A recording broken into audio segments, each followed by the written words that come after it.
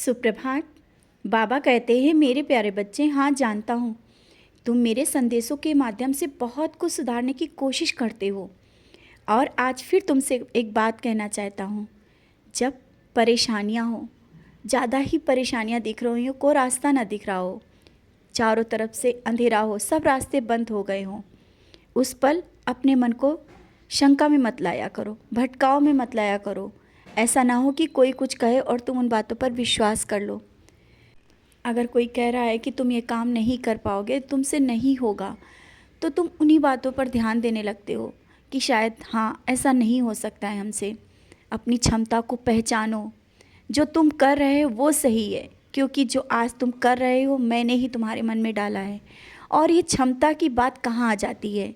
जहाँ पर मैं हूँ, जहाँ पर तुम्हारा साईं है, सब कुछ हो सकता है, कुछ भी पीछे नहीं रह सकता है। और अगर किसी ने कहा है कि तुम नहीं कर सकते, तुम उतनी ही तन्मयता से आगे बढ़ो, उस काम को करने के लिए और आगे बढ़ो, और देखना किस तरह से तुम सफल होते हो। हर एक कार्य को तुम अच्छे से कर पाओगे और सफल भी होगे। बस शंका के भाव मन से निकाल दो कि तुम नहीं कर सकते हो, ये नहीं हो सकता है। और कुछ दिनों से तुम्हारे मन में तो भक्ति को लेकर भी शंका चल रही है कि तुम अच्छे भक्त नहीं हो, तुम अच्छी सेवा नहीं कर रहे हो। बच्चे, तुम्हारी भक्ति से ही तो मैं बहुत खुश हूँ। हाँ, परेशानियाँ हैं, ऐसा नहीं कि तुम्हारी भक्ति कमज़ोर है इसलिए परेशानियाँ आई हैं। बच्चे, परेशानियाँ आई हैं, ये बाद में भी आ सकती थी। अगर तुम भक्ति नहीं करते तो शायद और ज़्यादा आ सकती थी, लेकिन थोड़ी आई हैं। और अगर जब परेशानियाँ ज़्यादा हो ना, तो शांत मन से उन परेशानियों का सामना करो। और भक्ति की बात करते हो ना, तुम बहुत अच्छे भक्त हो, तुम बहुत अच्छे मेरी पूजा और भक्ति कर रहे हो। लेकिन हाँ, एक बात और है, कुछ दिनों के लिए तुम हनुमान चालीसा पढ़ो। रोज़ एक बार हनुमान चालीसा पढ़ना शुरू करो, जो ये कष्ट हैं वो दूर हो जाएंगे। और हनुमान चालीसा किस लिए कह रहा हूँ, तुम अच्छी भक्ति चाहते हो ना।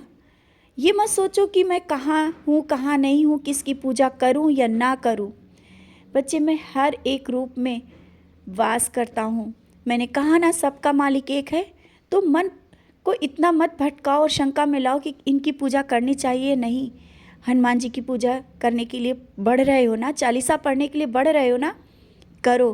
क्योंकि भक्ति का तुम्हें वहीं से सीखना है, भक्ति हनुमान जी से सीखनी है। और वो भक्ति पानी है ना, तो उस स्वरूप में पूजा करो। मैं उस स्वरूप में वास करता हूँ।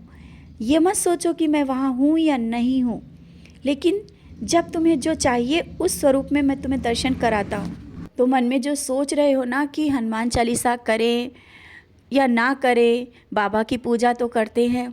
बच्चे, रोज़ हनुमान चालीसा एक बार पढ़ो। जो कुछ तुम्हारे मन में विचार आ रहे हैं ना, जो कुछ संकट आ रहे हैं, परेशानियाँ आ रही हैं, वो सब दूर हो जाएंगी। समझ गए हो ना? अपने मन को शंका और भटकाव से बचा लो। जो तुम कर रहे हो सही है, कुछ भी गलत नहीं है।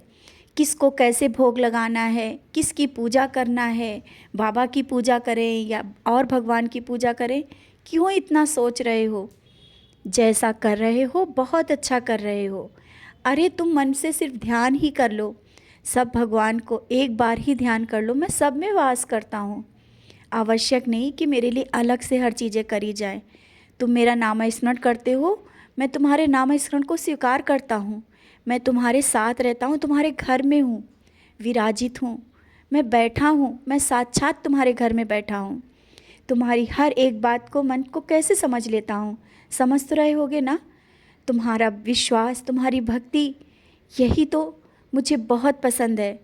और जो तुम्हारे घर में जो छोटी छोटी परेशानियाँ चल रही हैं ना, बच्चों को लेकर के, परिवार में जो कुछ सदस्यों में जो गुस्सा और चिड़चिड़ाहट है, जिस कारण तुम्हारा मन विचलित हो जाता है कि इतना पूजा पाठ करने के बाद भी ये सब चीज़ें क्यों नहीं सही हो रही हैं।